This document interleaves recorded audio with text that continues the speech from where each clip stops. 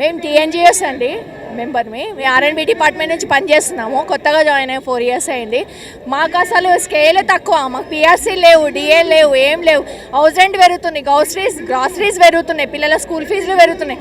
చాలా ఇబ్బందులు ఫేస్ చేస్తున్నాం అండి. పెండింగ్ బిల్స్ కూడా చాలా పెండింగ్లో ఉన్నాయండి.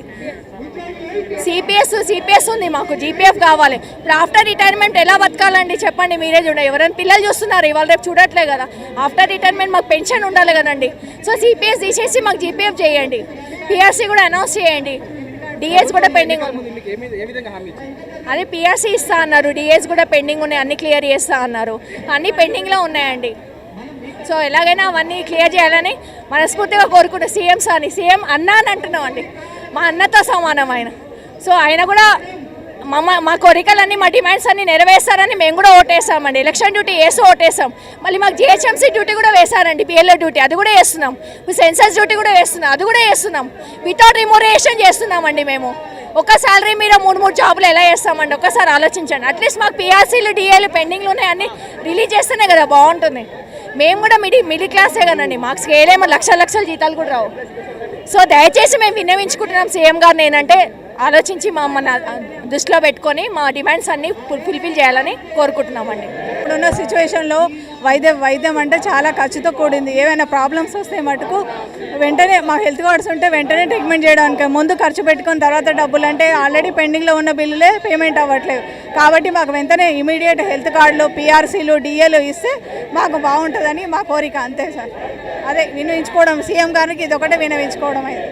రాష్ట్రంలోని ఉద్యోగులందరూ అన్ని శాఖలకు సంబంధం లేకుండా ప్రతి శాఖ నుండి కూడా ఇవాళ మండల స్థాయిలో, జిల్లా స్థాయిలో, రాష్ట్ర స్థాయిలో ఉద్యోగులందరూ ప్రభుత్వంపై నిరసన తెలుపుతున్నారు.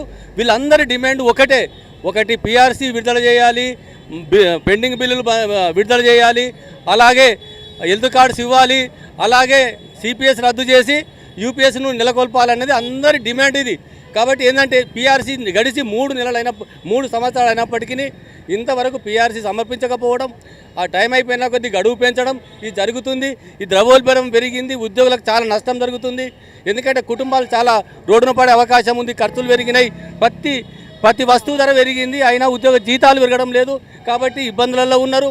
అలాగే హెల్త్ కార్డ్స్ ఇస్తే కనీసం హాస్పిటల్ చూయించుకోవాల్సిన అవసరం ఉంటే పోయి చూయించుకోవచ్చు. అలాంటి పరిస్థితి కూడా లేకుండా జేబు నుండి పెట్టుకోవాలి. జేబు నుండి పెట్టుకుంటే మళ్ళీ బిల్లు పాస్ కాదు, మొత్తానికి అటే ఇక అది బిల్లు రాదు. ఇటువంటి పరిస్థితుల్లో మేము అప్పు చేసి తీసుకొస్తే మళ్ళీ కట్టలేని పరిస్థితి, దానికి ఇంట్రెస్ట్లు ఈ విధంగా ఉన్నది. తర్వాత సిపిఎస్ను రద్దు చేస్తామని ఆ మేనిఫెస్టో గవర్నమెంటే అప్పుడు ఎలక్షన్ల ముందు కాంగ్రెస్ మేనిఫెస్టోలో ఇచ్చింది. కాబట్టి ఆ సిపిఎస్ రద్దు చేసి ఓపీఎస్ ఇవ్వాలి. ముఖ్యమంత్రి గారు ఇకనన్నా మీరు కళ్ళు తెరవండి, ప్రజల పాలన అని చెప్పి 15 రోజుల్లో అన్ని వాగ్దానాలు చేసి మీరు చేసింది ఏంటి, మీరు ఇప్పటిదాకా ఏం చేసింది ఏం లేదు. ఒకటి ఎంప్లాయీస్కి వచ్చిన 15 రోజులకే అన్ని పిఆర్సీ, హెల్త్ కార్డ్స్, ఎంప్లాయీస్ హక్కుల గురించి అన్ని సమస్యలు పరిష్కరిస్తానని మాకు మొండి చేయి చూపించినావు. ఖబర్దార్ సీఎం గారు, మీరు ఇకనన్నా కళ్ళు తెరిచి ఎంప్లాయీస్ డిమాండ్లు తప్పక నెరవేర్చకపోతే నీ మూలం చెల్లింప తప్పది. ఖచ్చితంగా నీ గద్దె దింపిందాకా మేము ఎంప్లాయీస్ నాయకులు వదిలిపెట్టాము, మేము హెచ్చరిస్తున్నాం.